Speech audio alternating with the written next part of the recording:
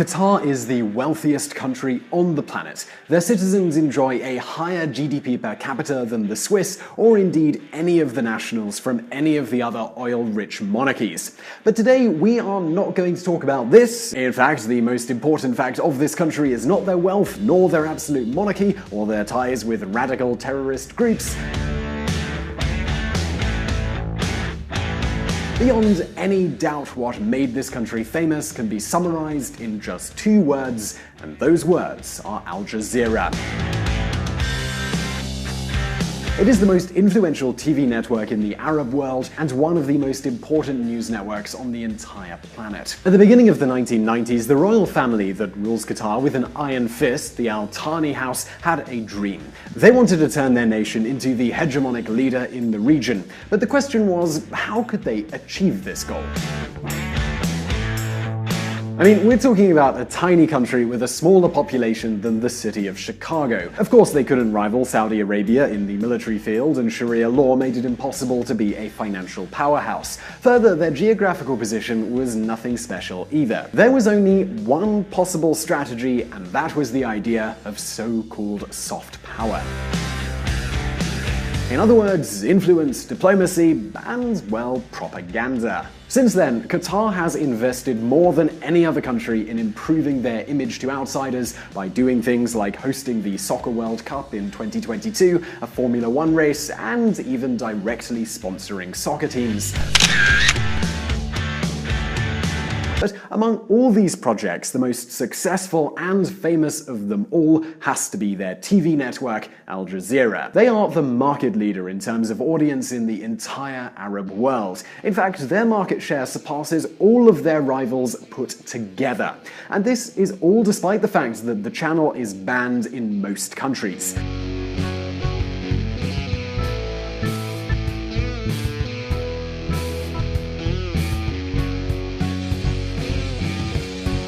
Al Jazeera has led to the overthrow of governments in several nations. They have amplified the effect of the Arab Spring, and they've even become the unofficial loudspeaker for some terrorist groups. Since the attacks of September the 11th, Al Jazeera has become, in many ways, the only source of information for understanding what is going on in some parts of the world. Even CNN buys their footage. In other words, they are a respected media institution. But then again, you might wonder, well, isn't Al Jazeera just a state propaganda channel? I mean, to what extent should we really trust their information? And importantly, what's their ideology? Well, today we are going to answer all of these questions, but before we do that, let's take a look at some history. The importance of being unique. In 1995, the BBC closed their Arab channel because the Saudi government wanted to interfere in their editorial process. 150 journalists got fired, all of them Arab journalists who were trained at one of the most prestigious media organizations in the world. These people had a deep knowledge of Muslim culture, but at the same time, they couldn't meet the high standards of Western media. This is where the Emir of Qatar at the time, Hamad Al Thani, comes in.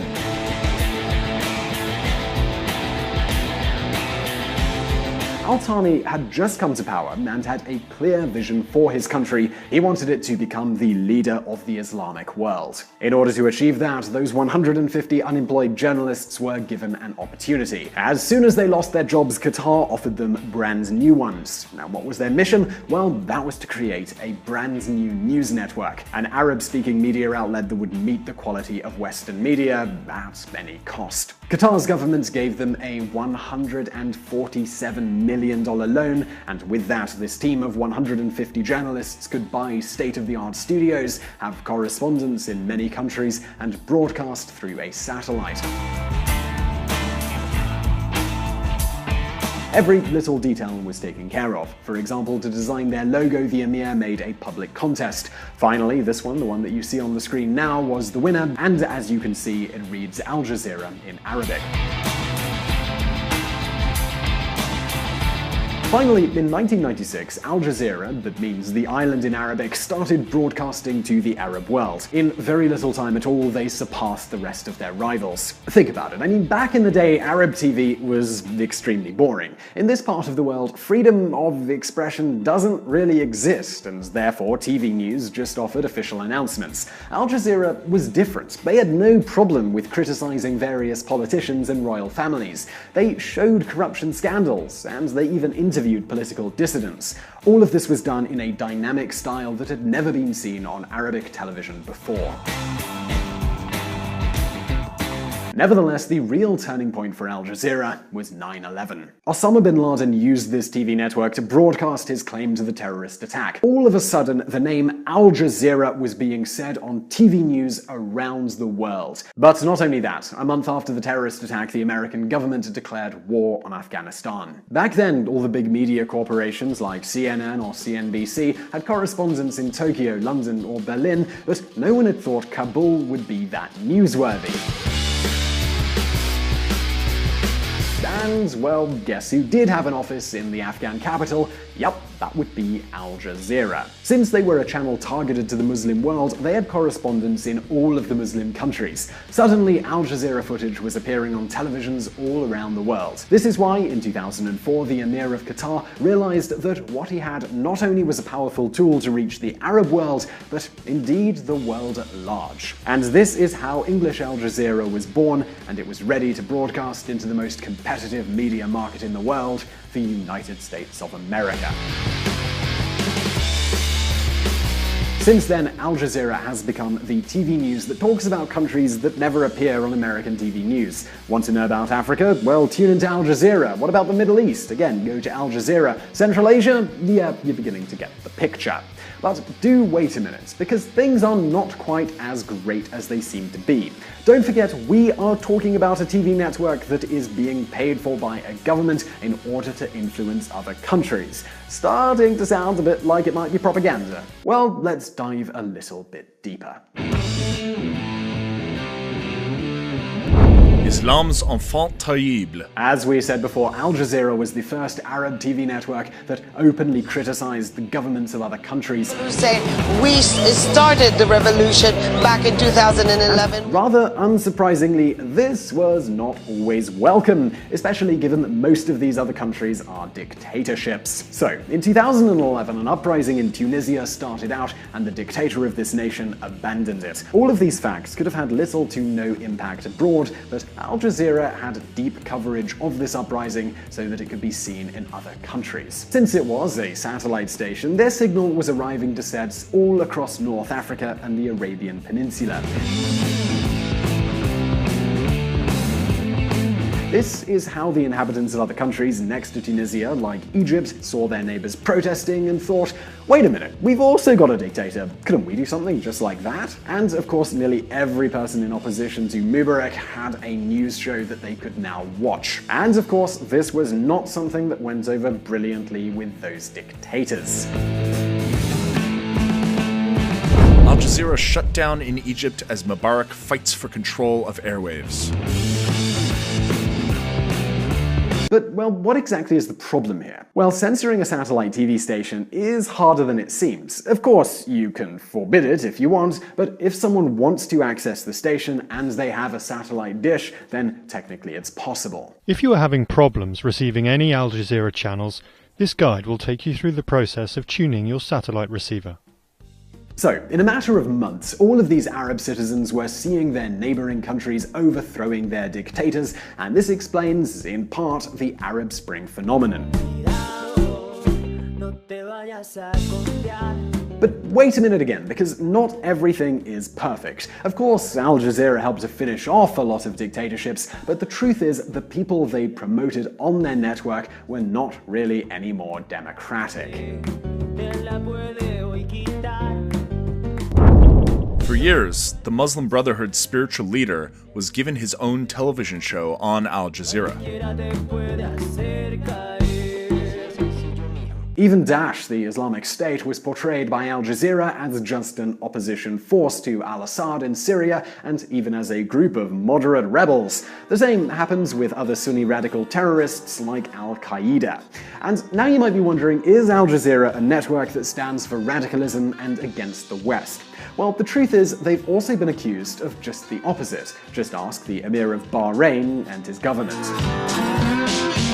Minister of Information Nabil Al-Hamr told journalists that Al Jazeera's correspondence had been banned from Bahrain. Al-Hamr claimed that the station was a medium for, quote, Zionist infiltration of the Gulf region.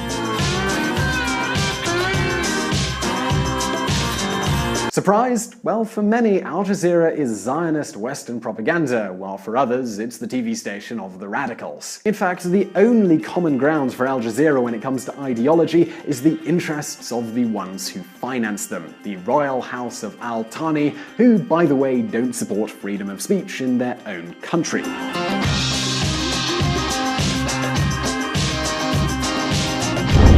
WikiLeaks cables claim Al Jazeera changed coverage to suit Qatari foreign policy. Nevertheless, this doesn't mean they cannot show the dark side of Qatar. In fact, despite being paid for by the royal house, Al Jazeera is more independent than many other state-sponsored news networks. For instance, what you see on the screen here are extracts from a talk show about the near slave-like working conditions suffered by immigrants who work in Qatar as construction workers. In this show, foreign trade unionists were invited and had the chance to openly criticize the Al Thani family and their policies. In other words, Al Jazeera's directors are smart enough to limit their propaganda and not lose their audience. Of course, they have an ideology and a lot of interests to meet, but they are all aware that in today's world you cannot silence the reality of what's happening, because if you don't tell it, others are going to tell it for you. At the end of the day, Al Jazeera is forbidden in almost all countries in the region, including Saudi Arabia. Nonetheless, they are still the most influential and most watched TV network. Everyone knows who pays for them, but at the same time, they are the only source for many news topics. In fact, the Al Jazeera model has lots of copycats. In 2003, the Saudis founded their own channel, Al Arabiya. Further, the American government has their own Arabic-speaking network called Ahara.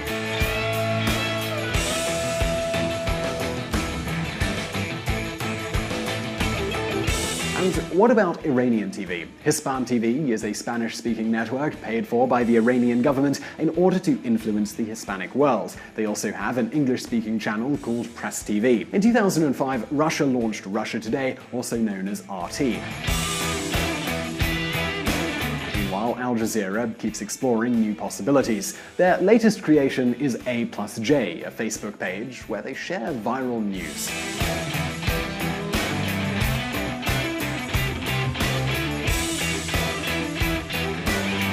And now our question goes to you, and that would be, do you think you'd stop watching Al Jazeera because you think it's propaganda, or will you keep enjoying their shows while maybe adding a pinch of salt? You can leave me your answer in the comment section below, I'd love to hear it. And also, talking about propaganda, we've got another video where we talk about why Putin is so popular among Russians. If you want to watch that, please do click on that link. And also, do not forget to visit our friends from reconsidermedia.com who provided the voice in this video that isn't mine. Also, if you liked this video, please do give it a thumbs up, and don't forget that we publish brand new videos every Monday and every Thursday, so just hit that subscribe button, do not miss any post. And as always, I'll see you in the next video. And if you want to learn more about politics and hear even more of my lovely voice, you can join us at Reconsider Media. We have a podcast at reconsidermedia.com/podcast. See you there.